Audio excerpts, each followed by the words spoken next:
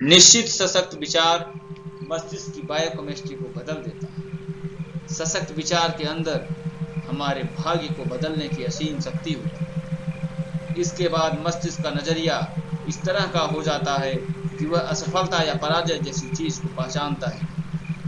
ज्यादातर लोगों की सबसे बड़ी कमजोरी यह होती है कि वे अपनी राह की बाधाओं को तो देखते हैं, लेकिन वे उस आध्यात्मिक शक्ति को नहीं देख पाते हैं जिससे वे उन बाधाओं को हटा सकते हैं। जीवन के हर क्षेत्र और इतिहास के हर युग में महान लीडर्स ने जो सफलता हासिल की है, उसका कारण यह है कि उन्होंने किसी निश्चित लक्ष्य को पाने के लिए अपनी योग्यता का इस्तेमाल किया। सशक्त विचार के द्वारा ही निश्चित लक्ष्य की उत्पत्ति होती है।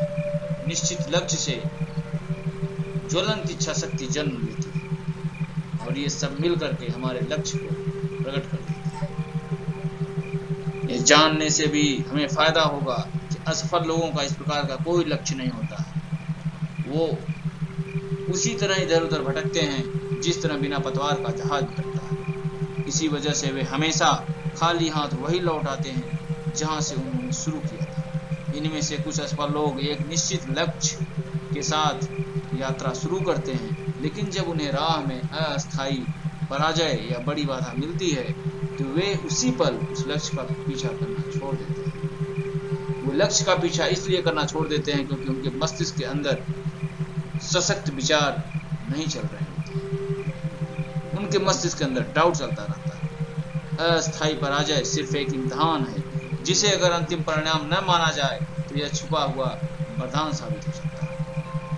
यह मानव जाति का दुर्भाग्य है कि 100 में से 98 लोग किसी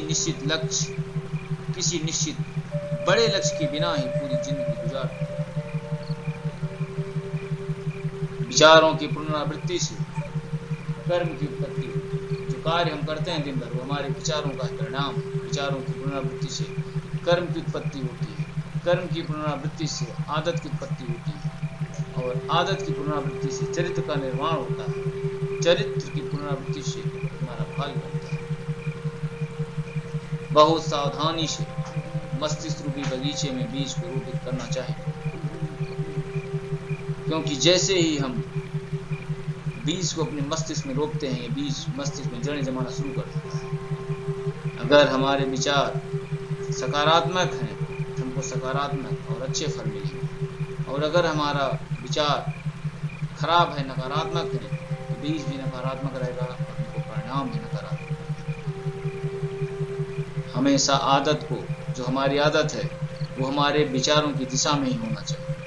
अगर हमारे विचार अच्छे हैं, सकारात्मक हैं, तो हमारी आदत भी अच्छी और सकारात्मक होनी चाहिए। विचार और आदत की दिशा अगर अलग अलग रहेगी तो जीत हमारी आदत की होती है, विचारों की नहीं। तो समस्या ये है कि हम अपनी बुरी आदत को किस प्रकार से बदलें। एक बार एक बड़े व्यक्ति ने एक महात्मा से कहा कि उसके बेटे की कुछ बुरी आदतें हैं, उनको आप बदल दीजिए। उस महात्मा ने उस बच्चे को लेकर बगीचे में गए। फिर बच्चे से बोला कि इस पेड़ को उखाड़ो। उस बच्चे ने उस पेड़ को उखाड़ दिया। फिर उससे बड़ा पेड़ दिखाया, उस बच्चे ने उस पेड़ को भी उखाड़ दिया। फिर और विशाल पेड़ दिखाया गया तो बच्चा पहले बोल दिया कि इतने बड़े पेड़ तुम नहीं उखाड़ सकते। हमारी आदतों के साथ भी वैसा ही है। अगर हमारी आदतें पुरानी हैं, उनकी जड़ें मस्तिष्क में बहुत गहरी जमी हुई हैं, तो उनको बदलना मुश्किल है, लेकिन उन आदतों को बदलना असंभव नहीं है। इन आदतों को हम कैसे बदलें?